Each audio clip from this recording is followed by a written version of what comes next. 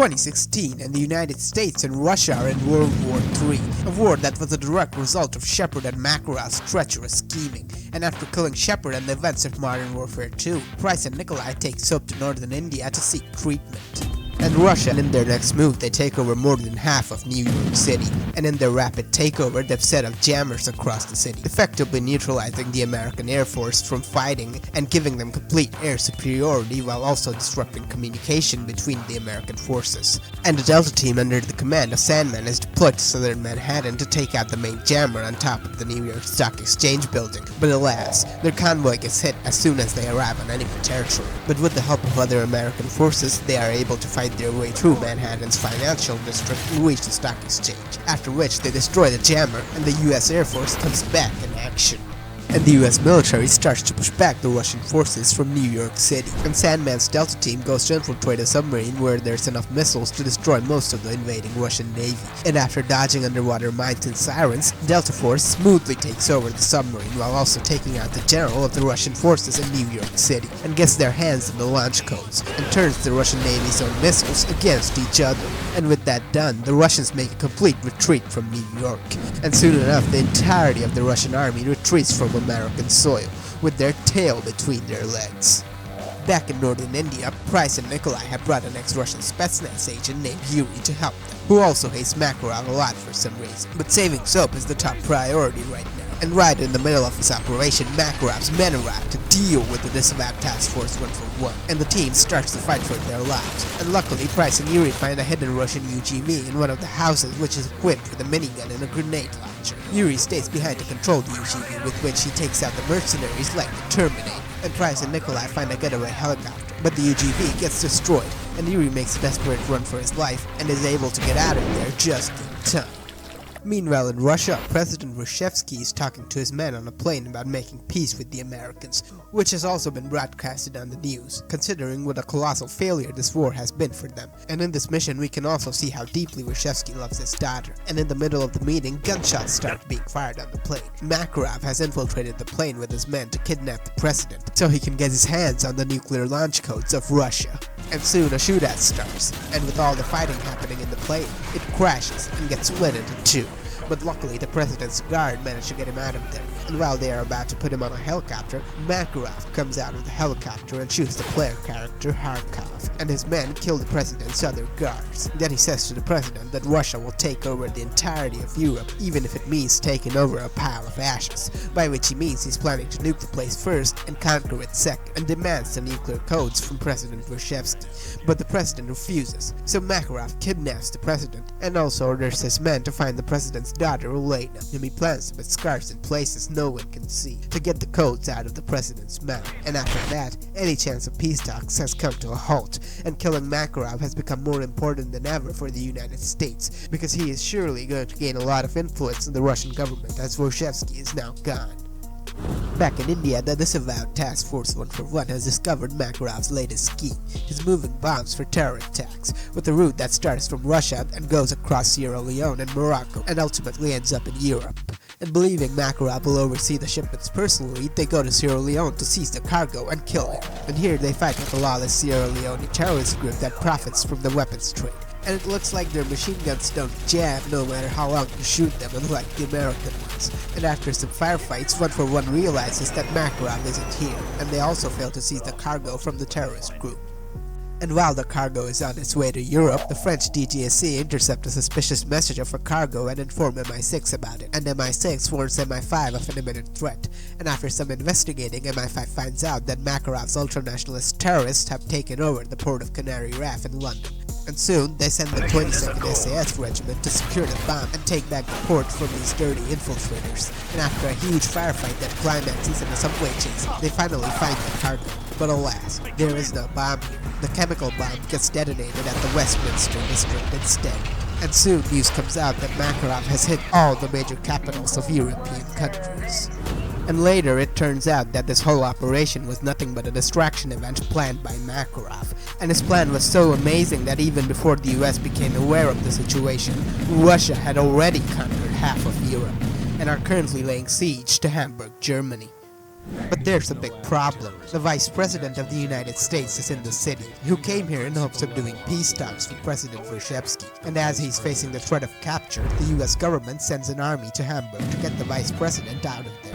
And after waging full-scale war across the city and almost reducing it to ashes, the army finds the Vice President in a bound and blindfolded situation, and are able to get him out of there. Later, 141 is still focused on killing Makarov, and Price contacts his old captain, Captain Macmillan from Pripyat, Ukraine, who is currently a part of MI6, and as he owes Price for saving his life in the all-gillied-up mission, he gives Price the traced location from Somalia where the bombs came to Europe, even after Price's current traitor status. And Somalia is currently run by a military dictator named Warabi, and Price and Soap, with the help of Nikolai, gather more men for their team and go to Somalia to find out Makarov's location from Warabi. They successfully storm the general's compound and capture him. And although Warabi doesn't know where Makarov is, after Price's interrogation and making threats, he gives up the name of the contact named Volk, who oversaw the shipments of the bomb to Paris. And after revealing that intel, Price kills the tyrant general and leaves the place in a car after doing some fighting in a sandstorm. And as Price trusts Sandman, he gives Volk's location to him, who passes it on to Army Central Command. And a few days later, US Delta forces arrive at Russian-occupied Paris to capture Volk. And most of the city's air is totally polluted with deadly gases because of Makarov's bombs. But with the help of the remaining French DGSI in the city, they fight with the Russian forces and eventually capture Volk. But alas, to rescue Volk from American hands, all the nearby Russian units surround Delta and Paris, and they get pinned down. Even the President of the United States gives the order to Army Central Command to get Volk and Delta out of there at any cost. And as this becomes a top priority, the US Army deploy all their available advanced air combat assets to get Delta Force out of there. And after fighting off waves and waves of Russian forces, which results in the collapse of the Eiffel Tower, Delta Force is finally able to escape the place with Volk. And after facing a brutal interrogation, Volk gives up all the information he has on Makarov.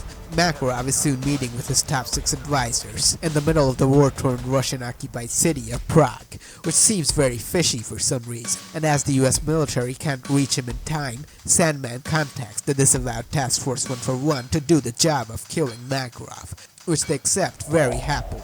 And before going to Makarov's hotel, 141 helps the local resistance movement against the Russians who are getting annihilated left, right, and center to cover their arriving to the best of their ability. And after that's done, Price, Soap, and Yuri take their position near the hotel Makarov is arriving to assassinate him properly this time.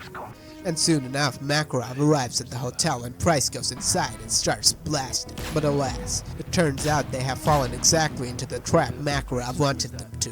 He intentionally chose the location near a perfect sniper spot to rig it with a bomb. And before pressing the switch, Makarov contacts Yuri and says, "Yuri, my friend, you never should have come here." And then the bomb blast happens and Soap gets mortally wounded again. But with the bravery of Price and Yuri, they are able to get Soap out of there. But there is no doctor to save him now. And in his last words, he tells Price that Makarov knows Yuri, and then dies a tragic death. And Price gets absolutely furious after hearing this and demands answers from Yuri. And here we learn how Yuri used to be one of the most loyal allies of Makarov, who shared the same ideology once under Imran Zakayev, and how they were together in the events of Pripyat, Ukraine, where Price failed to kill Zakayev and the nuking of the Middle East, where Shepard's men died.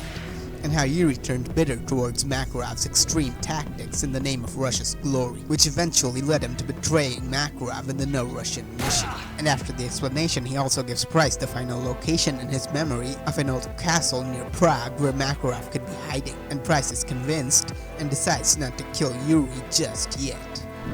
And later, Price and Yuri infiltrate the castle, but Makarov isn't here either. But they do manage to learn a vital piece of intelligence: the location of where the Russian president is being held captive, and that Makarov has found the president's daughter Elena Wrzewski, who is currently hiding in Berlin. And if Makarov can capture her, he'll get more leverage against Wrzewski, as the president might surrender the nuclear codes to save his daughter's life. And Price and Yuri escape the place after a big firefight with the castle guards, and pass on the intel to Sandman. And soon enough, Delta forces arrive at Berlin to rescue the president's daughter from falling into Russian hands, and get into a contested recovery operation with the Russian army. But the Russians drop a building on Delta, and ultimately they fail to rescue the daughter. And as times are very desperate, Delta teams up with the disavowed Task Force 141 to make their last attempt at saving Reshevsky before he gives up the nuclear launch codes, and they go to the diamond mine in Siberia where he is being held. And as these guys are the most elite class a soldier can be, they go in guns blazing and start taking out the guards without a flinch, and eventually rescue both the president and his daughter. But alas, to make sure Reshevsky and his daughter can safely evacuate the place, Sandman and his team sacrifice themselves heroically.